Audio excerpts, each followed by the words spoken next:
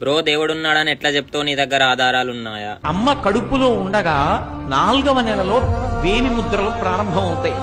ప్రారంభమైన వేలి ముద్రలు 6వ నెల వచ్చిన తరువాత బాగా ముద్రలన్నీ గట్టిగా ఆ వేళ్ల చివర ఏర్పడతాయి. అమ్మ కడుపులో 6వ నెలలో ఏర్పడినటువంటి వేలి ముద్రలు మళ్ళీ ఎప్పుడు పోతాయంటే శవమైపోయిన తర్వాత కూడా పోవు. డీకంపోజిషన్ అంటాం. డీకంపోజిషన్ అంటే ఆ శరీరం ఇంకా చివికిపోయి బ్రహ్మాండంలో కలిసిపోవడానికి సిద్ధపడిపోతుంది, ఉబ్బిపోయి పగిలిపోవడానికి.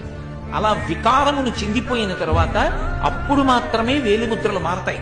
అప్పటి వరకు వేలిముద్రలు మారవు. ఒక్క వేలిముద్ర ఇలా పెడితే ఆ వేలిముద్ర ఎవరిదో తెలిసిపోతుంది. ఇంత చిన్న వేలు మీద గీతలు గీసినప్పుడు ఇన్ని కోట్ల మంది గీతలలో ఎవరికి గీసిన గీతలా ఇంకోటి గీతలు గీయకుండా గీయగలిగిన మహాశిల్పి ఒకడు ఉన్నాడు. వాడు లేకపోతే ఈ గీతలు ఎక్కడి నుంచి వచ్చాయి? వాడు ఉన్నాడనడానికి నువ్వు ఎక్కడికో వెళ్ళక్కర్లేదు. నీ వేళ్లు చాలు, వేలి మీద గీతలు చాలు. నేను ఎన్నో కాగితాల మీద ఎన్నో వ్రాతలు రాశాను.